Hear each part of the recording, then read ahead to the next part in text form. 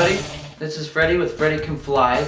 Welcome to Understanding Your Transmitter. In today's video lesson, I wanted to cover the gyro sense or sensitivity menu.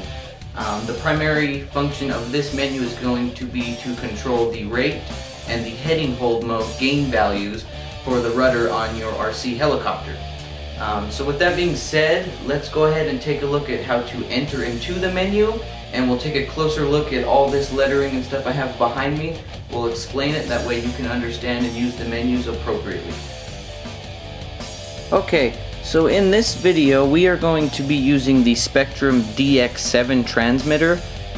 Do take into consideration, guys, all radios of all different types, makes, and models do have a slightly different setup than others. For example, the DX8 has a little bit of a different gyro setup menu than this DX7 does, but understanding it will help you use all those different radios because it still serves the same basic purpose. So with that being said, we're going to jump into our gyro menu here on our DX7. Okay, and we're just going to run over here. Most of the menu is going to be labeled gyro, gyro sense, gyro sensitivity, something along those lines. But you'll see here when we enter into this menu, it's pretty basic. We don't have a whole lot going on. In the event that your screen says INH or inhibit, all that means is you need to scroll down and basically activate or turn on the gyro. And when you do that, most radios are going to look similar to what you see here. And this is it's really basic, really simple. You'll see we've got two different values here, rate and a position 0 and 1, a couple percentages, and then we've got our rudder DR, which is actually assigning the switch. So let's take a closer look at what these actually mean, what they do, and how you can use them. Okay guys, so once we've entered into the gyro sense menu, we're going to have a couple of options to look at. I've went ahead and redrawn the menu here on a little white piece of paper, forgive the handwriting. So basically, to start off, we've got the gyro sense labeled menu here. You'll see we've got an optional additional menu over here. Let's disregard that for right now. We will get into that. That's for a more advanced gyro setup. For your absolute basics, we've got basically two different values over here. You'll see it's labeled rate. Okay, and rate is going to refer to basically the gain value percentage that we're going to input. And it gives us two different options. It gives us a position 0 and a position 1. And what those positions refer to is the switch that we have selected. So for example, I typically use the rudder DR switch on my transmitter. So position 0 would be the switch off or low position. Position 1 is going to refer to the position up or on position. And typically we're going to have two different values because our rudder gyro has two different features. One is known as rate mode, and the other is known as heading hold mode, which is the mode you typically fly in. Now, on this DX7, the gain channel is actually split into two, and this can get a little confusing. Basically, from 0 to 50% is going to be your gain value for rate mode. And in rate mode, your rudder always returns back to center. No matter how many times you move your rudder left to right, if you let go, it returns back to center. Now, from 50 to 100%, you're going to have a gain value for heading hold mode. Now, when we're in position 1 with our switch up in heading hold mode, the rudder doesn't return back to center. If I give an input and I move my rudder, it will stay where it last had its command until the gyro picks up a correction to counteract, basically. And that's what this value is used for, is how fast or how slowly that reaction will happen. Now, the first thing we want to look at when we do this is obviously the kind of gyro and tail servo combo we're using. That's always going to affect these numbers.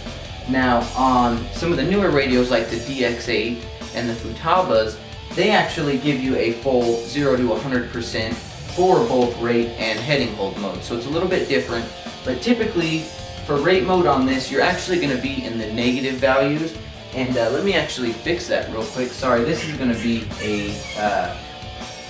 on a DX8, for example, you would put this at a negative 35, and this one would be at a positive 73.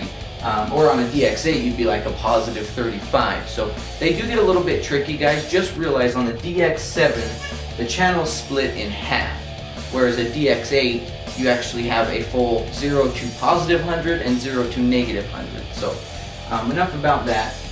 So, you know, basically that's what these two positions will do. Okay, and we're going to jump on the radio real quick and show you what this looks like in real time on the actual transmitter. Okay, you guys, so you'll see here that we are in our gyro sensitivity menu, and as we just previously went over, we've got the 0 position for our rate mode and the number 1 position for the heading hold mode. And you'll notice our switch select is set to rudder DR. Guys, in a lot of different radios you can assign all kinds of different switches. I just choose rudder DR, and I do believe this radio calls out for it. So you'll notice right now my 0 is flashing because my switch, rudder DR, is in the 0 position or off. Now if I toggle it to the upright position, you'll notice it switched us to the number 1 position, which is now reading the heading hold mode gain value. Now, as I said before, 0 to 50 is rate mode value and 50 to 100 is heading hold. That's why I've got 73 here for heading hold mode and 35 for rate. This does not mean that I have 73% for my gain value in heading hold mode. It's probably more in the ballpark of, you know, 28 to 32. So do take into consideration on that, guys. Once again, if we were using a Spectrum DX8, this would be like a negative 35, and then this would also be probably about a positive 35, because it transmits a 0 to 100 value, not a 0 to 50, 50 to 100. I hope that makes sense.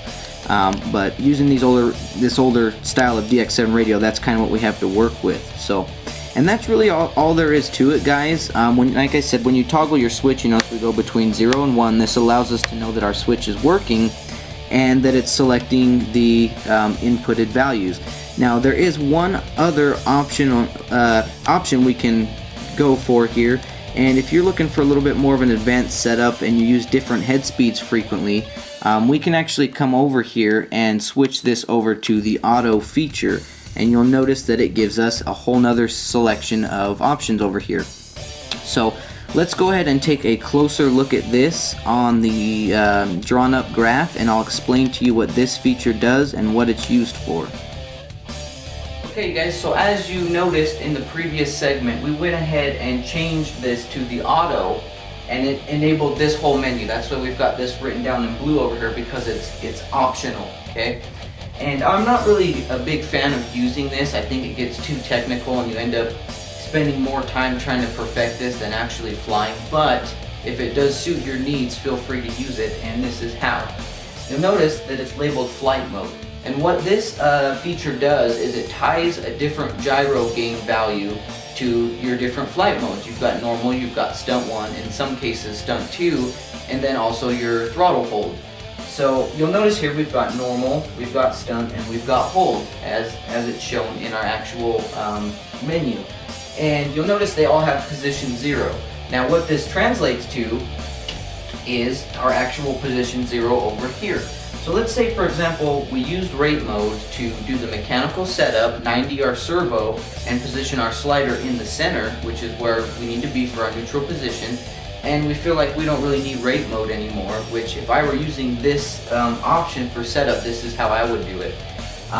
What I would do is I would use position 0, obviously, for my normal flight mode, where you have an unfixed RPM, you're constantly changing. So what most pilots will do is we'll use position 0 to input an actual heading hold mode gain value, not a rate mode. Basically, we're going to disable rate mode and be in heading hold mode at all times, if this is the way you choose to do it. So say we put a 73 right here instead of right here, right? So position 0 is 73%, and I want normal to be on the 0 position. Now, in my stunt mode, where I have a higher fixed RPM, I might want a little extra gain or a little less gain for the higher head speed. So what I would do is I would come to position 1 and I would input the value I wanted to have. And obviously, guys, this does take a little bit of trial and error. You have to try a number, fly, and then decide if it works for you. But we'll say this one was also, we'll do 75. So ignore the 73, we're at a 75. This one was at 73. So what we would do is we'd come over to stunt mode and change this 0 to position 1. So what that's going to do now is when I toggle my flight mode from normal to idle up, it's going to automatically choose position 1 and give me a different gain value for that selected position. Now throttle hold's the same. You know, obviously when you hit throttle hold, your RPMs are going to drop a bit, so maybe a little bit higher or lower gain value depending upon if you're doing autos and other acrobatics while in throttle hold. You can also assign a 0 or 1 to that selected mode.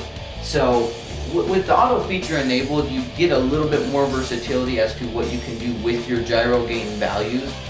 But I have found, you know, especially if you're running a current up-to-date gyro, like especially in a fly barless system, the 3GX, the Beast X, even like the Spartan Quark standalone gyro if you're running fly bar. I've never really had to experiment or use this option. Really, I've tried it and it does work, but you know, realistically, you find the right gain value for position 1, toggle into it before you fly, and your tail should hold in all conditions if you've set it up correctly. So really simple, easy to use option over here. If you like to tinker and you're really specific, you've got this auto option over here. So real quickly, we're going to jump back into the radio and I'm going to show you how to use this feature and explain it a little bit further. That way you're comfortable with using it as well. Okay guys, so you'll notice here, once again, we're in our gyro sensitivity menu and we have switched it to auto, which then ties this to our flight mode switch, okay? And it's given us our optional set of you know, different menus over here. So what we're going to do is, as I said before, I'm not going to change these values, but let's just say, for example, position 0 is 35%. And let's say I wanted normal mode for some reason to be just rate mode at all times, which obviously, once again, on a DX8 other radios, this may be a negative number for rate mode, not a positive. But all you got to really do is you'll scroll over to normal, and obviously we want it on position 0, so we don't need to make a change here. But now when I kick it up into stunt 1, which is the mode I typically fly in, I need to be in heading hold mode, and I need a pretty good amount of gain. So all I would do is I would select 1, and this now tells me that in stunt mode, position 1 is equal to this number right here. So, you know, same can be said. We go over to throttle hold. If we want position 1 or 0, it depends on what value we wish to have. We would just then input which position on the switch we wish to use. Now, as I said before, guys, this takes a lot of trial and error. You got to try flying in normal mode and see if this, you know, position 0 value works. You then have to try flying in stunt mode and see if this position value works, or you can assign this position value.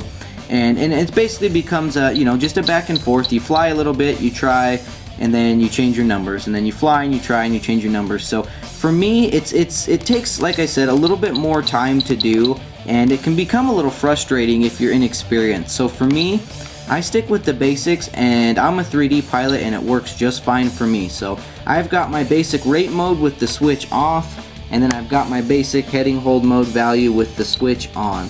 And that's kind of the way I like to keep it, guys. You can pick and choose. That's why this menu has these different options. And you know, and that's basically really all there is to it, you guys. It's a pretty simple menu to use once you understand it. But do take into consideration, guys, if you're watching this video, that only on the DX7 is our channel split from 0 to 50 for rate and 50 to 100 for heading hold mode. Other radios will differ. Alright, you guys, and so that's basically going to conclude this video tutorial on understanding your radio using the Gyro Sense menu. As stated before, guys, do take into consideration I am using the older DX7 radio. So if you're using the newer up-to-date DX7 or the DX8 or the DX18 or Futaba or JR, some of those options and menus may differ, but understanding the basics of what the gyro sensitivity menu does will help you decipher and use those menus appropriately. So I hope this video was very helpful to you guys. There will be more. We're going to be covering every portion in this radio, so stay tuned. And as always, remember, Freddy can fly, so can you. Thanks for watching.